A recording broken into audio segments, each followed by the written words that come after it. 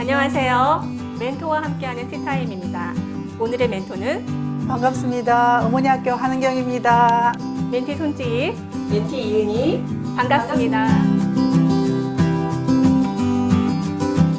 지난번에 끝난 드라마 부부의 세계로 요즘 배우자의 외도가 굉장히 큰 이슈가 되었잖아요. 그거 요즘에 원작 드라마도 하고 있던데요. 아직요? 네.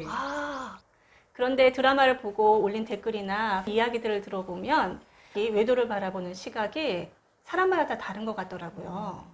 우리가 어디까지를 외도로 보아야 될까요?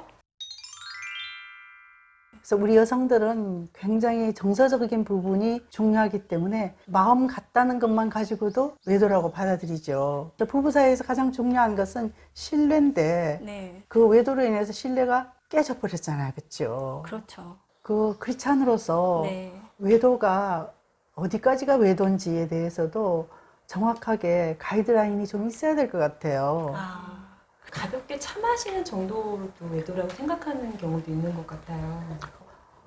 가볍게 차 마시고 밥만 먹는데 그게 지속되어지면 정서적으로 친밀해지기 때문에 외도라고 받아들이죠. 근데 주위에서 이렇게 얘기를 나눠보면 같은 사건인데도 아내가 바라보는 게 굉장히 다른 케이스가 있지 않나요? 네. 정말로 뭐 요즘은 사회가 남녀가 같이 어울려서 사업도 하고 또 커뮤니티도 형성하고 이런 문화가 있기 때문에 같이 둘이서 식사를 하기도 하고 뭐 차를 마시기도 하고 이렇게 하는데 그런 거 하나하나까지도 전부 반응하고 힘들어 하시는 분들도 계시고 정말로 외도를 한 상황을 알고 있는데도 너무 쿨하게 그렇게 받아들이시는 분들도 간혹 계신 것 같아요. 네. 저는 이제 상담을 많이 해보면 의외로 남편 그 외도에 대해서 쿨하게 네. 넘어가는 사람들도 많아요. 부부 사이는 굉장히 그 사이에 아무도 끼어들 수 없는 배타적인 사이인데 쿨하게 넘어갔다는 것 자체가 친밀감의 극치를 못 느낀 부부구나.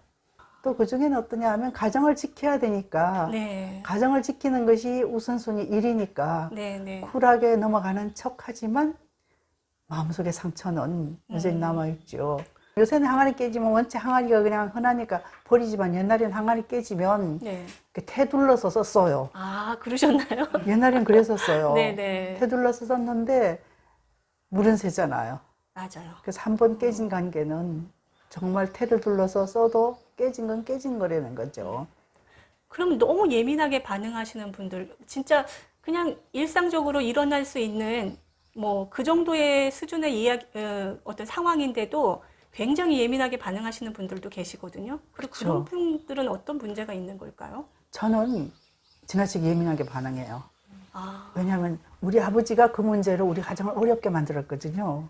아, 그러니까 아버지의 그게 투사되어져서 네. 이걸 그냥 가만두면 점점 더 버릇되어지고 그렇게 되어지면 어떡하나 불안함이 있죠. 어렸을 때 내 상처가. 상처가. 그래서 지나치게 예민하는 것도 어떠냐 하면 점점 더 그것을 더 상황을 어렵게 만들게 되죠.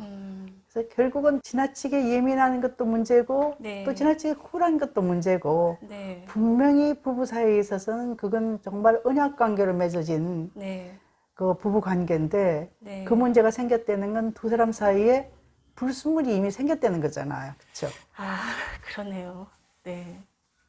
어떻게 생각하셔요? 저는 좀 민감하게 반응하는 편이에요. 사이버상에서도 많이 친밀해지기 때문에 카톡이나 문자 때문에도 그렇게 느껴지는 것 같아요. 대면 대 대면이 아니고 요새 사이버상에서 음란물로도 엄청나게 그렇죠. 네, 요즘 또 그 N번방이라는 사건 때문에. 그렇죠. 예. 성이라는 게 엄청난 쾌감을 주잖아요. 그래서 이 성을 바라보는 게 계속해서 쾌감을 추구하게 되면 결국은 그건 성중독이 되어진다는 거죠. 그렇게 되어서 요새 음란물이 한창 범람만 하는 것도 성중독이죠. 그렇죠. 이 부분에 대해서도 우리가 정말 성은 어떠냐면 쾌감만이 단가로 생각해 봐야 된다는 거죠. 성은 부부에게만 준 하나됨의 깊은 비밀인데 하나 되어지는 것은 정서적으로도 하나 되어지고 육체적으로도 하나 되어지고 네. 영적으로도 하나 되어지는데 성만 딱 떼서 계속해서 쾌락만 가면 엄청나게 서로가 다 망가지죠. 그렇죠. 그래서 어떻게 생각하셔요? 근데 사실은 중독이 되기 전엔 전조 단계가 있었을 것 같아요. 그렇죠. 예, 그 전조 단계일 때 서로가 친밀하게 소통하는 관계였다면 아내한테 아니면 그 뭐 남편한테 내어놓고 이야기를 하면서 내가 지금 이런 상태다 하고 얘기하면서 고쳐나갈 수 있었을 텐데 이 시기를 놓치니까 결국은 중독으로 넘어가는 그런 단계가 되는 거죠. 그렇죠. 그렇게 얘기할 수도 있죠. 그렇죠. 네. 요즘 남성들 중에서 외도를 합리화하는 경우가 많은데요. 네가 그렇게 했기 때문에 내가 너한테 그렇게 한 거야라고 이렇게 말해서 합리화하는 경우들이 있는데 이럴 때는 어떻게 우리가 반응을 해야 될까요? 네. 그래서 성경적으로 얘기를 하면 다시 말씀드리지만 부부 사이에는 그 어떤 것도 끼어들지 않아야 된다는 거죠. 네. 그것을 표현한 것이 창세기 2장 25절 벌거벗었으나 부끄럽지 않는 아, 정말 클리어한 관계가 되어져야 되는데 클리어하기보다는 그냥 네 탓, 내 탓하고 네가 그러니까 그랬지 이렇게 되어지니까 점점점 더 어려워져서 네. 그러면 권사님 드라마에서 보여지는 것처럼 아내가 외도를 알았을 때 바로 반응을 하는 경우가 있고 또 치밀하게 계획을 해서 뒤통수를 치는 그런 경우도 있는데 이런 건 어떻게 해야 될까요? 제 주변의 지인은 알았는데 숨기고 있다가 나중에 한 번에 팍 터트린 그런 케이스거든요. 정리를 파괴적으로 했나요? 건설적으로 했나요? 처음엔 파괴적으로 하려고 했다가 지금은 같이 살고 있는데 이렇게 많이 힘들게 살고 있는 것 같아요. 저는 이렇게 생각해요. 서로 보호자라고 생각해요. 남편이 가서는 안 되는 길을 갔을 때는 어떠냐 하면 아내가 보호자가 되어져서 파괴적이보다 빠져나오게 도와줘야 되는 게 필요한데 근데 많은 여성들 같은 경우에 직면하기가 무섭기 때문에 그럴 수도 피했다가 나중에 또 커지죠. 네, 네.